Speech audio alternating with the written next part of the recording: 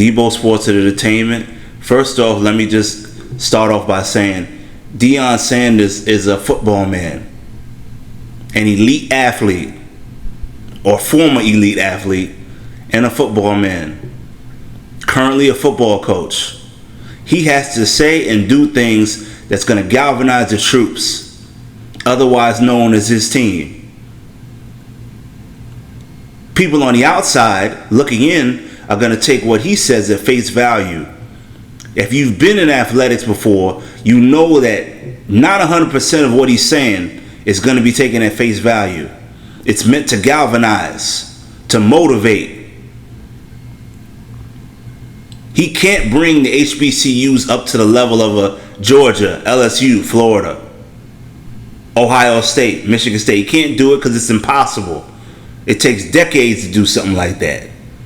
It takes a concerted effort from the whole community to bring the HBCUs up to that level. So you know when he said that, he was saying that to galvanize, to motivate. So now we have established that that's not possible. So I'm not going to get on Deion for saying that, because it helped Jackson State reach new levels that they haven't seen in a long time. And so yes, he's leaving and he's going to Colorado. And they were 1-11 last year, and they're at the bottom, and he's looking to do the same thing for them. And so he's going to say and do things for in the presence of Colorado's athletes that people are going to take at face value and try to get on him later in the future for saying that. Just want you guys to understand, he's a leader of men. So those men have to be motivated at times. And so I'm not going to be the one to judge him on what he says and does. I know that it can't be all 100% true. He's going to act as a preacher. He's going to act as a coach. He does a good job acting as a preacher. But I'm going to comment on what Bomani Jones has to say about it, because, you know, he debated Stephen A. Smith. And Stephen A. Smith is rather long-winded in his assessment. So I'm just going to comment on what Bomani has to say. I think that is often forgotten is most black college head coaches will be black college head coaches forever. It is very difficult for them to move up, not forget about the FBS level, to bigger jobs on the FCS level. And that's because of the lack of respect that the coaching community has for the HBCUs and their institutions. And that's the fault of the black community. I don't fault brothers for not going to HBCUs, but because they don't go to HBCUs, the reputation is you're not coaching the best and the brightest. So even if you do win, you're winning in a low rent conference, which is not true 100% of the time, but it's true about 60% of the time. Good players still come out of those conferences. Good players still come out of the HBCUs. So I think anybody could understand why it is that he would take the job. What has happened, though, is that in taking the job, it makes some of the rhetoric that he offered when he went to Jackson State in the first place, and it puts it into a different light.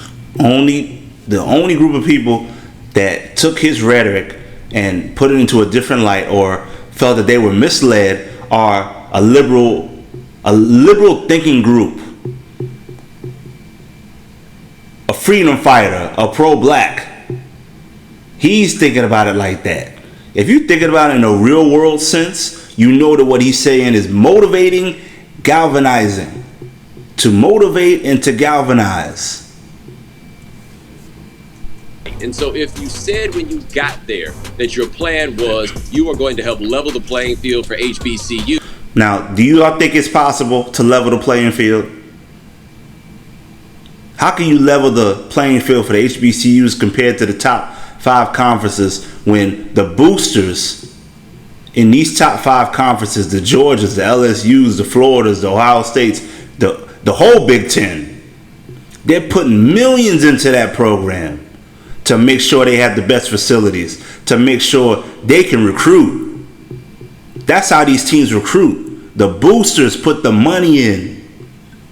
They put the money up. Jackson State's boosters ain't going to be able to compete with the rest of the country.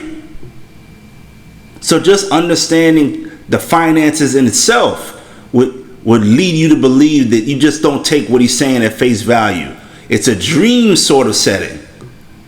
You got to be a dreamer to believe what he's saying. But it did galvanize the troops. The last 2 years were great years for Jackson State. That was the goal.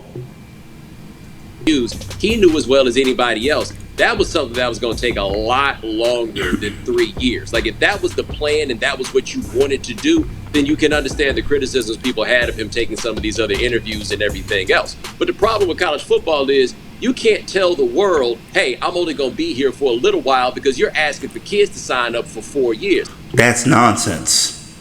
And you know it's nonsense because they have the transfer portal now.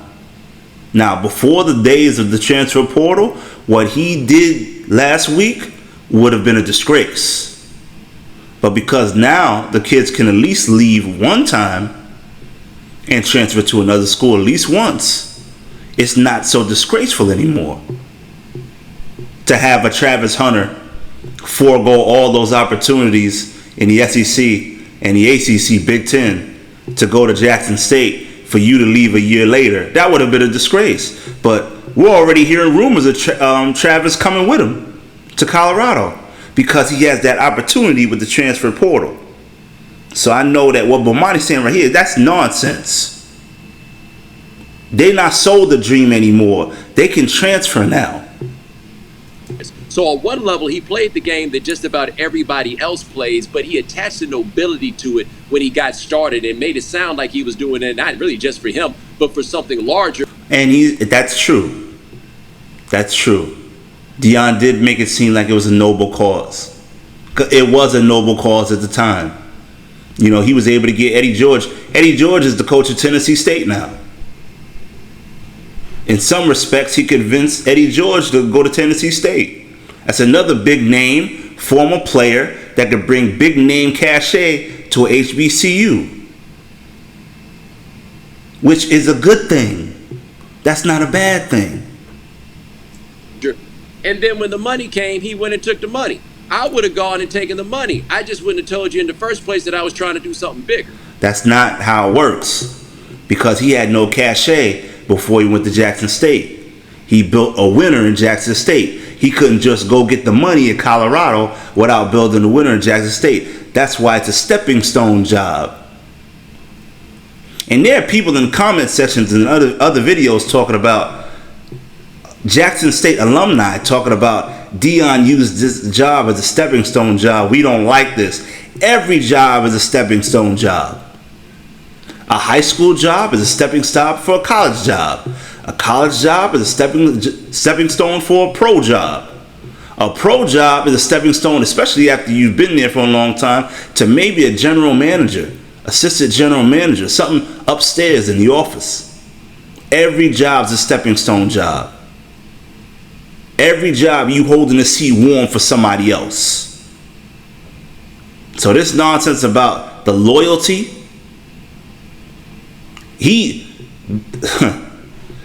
their enrollment, freshman enrollment from 2021 to 2022 doubled. And that was because of what Deion was doing, what that football program was doing.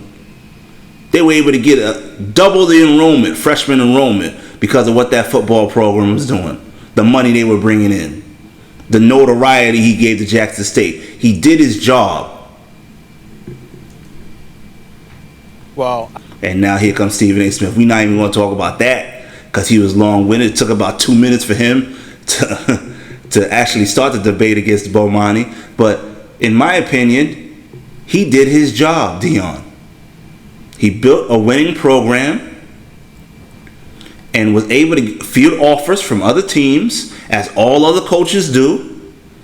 And he took one in Colorado, who's at the bottom of the barrel right now at the Pac-12. So now if he rebuilds Colorado, now you know he rebuilds programs. And in college football, it's about recruiting. And Deion Sanders can recruit anywhere. So the plan is for him, he has a personal plan. The personal plan is to be a big-time coach. Now he tried that morale plan in terms of the HBCUs bringing him up to a level that was respectable. He definitely brought him up to a respectable level. But they'll never be at the level of a Big Ten, an SEC, ACC, Pac-12, and Big 12. They're not going to be at that level because the boosters ain't going to put up the money. College sports is about money and outside money. Outside money comes in droves. There's no owners. The boosters run those schools. And so Jackson State, Tennessee State, Alabama A&M, Alabama State, Grambling, they're never going to be at the level of Alabama, Florida State, Miami, Penn State, Michigan State. I can go on and on. Because those boosters of those alumni of those schools put up the money. It's all about the money. Even with Deion, Deion's always been cognizant of how much money he's making. Most Americans are. All right then.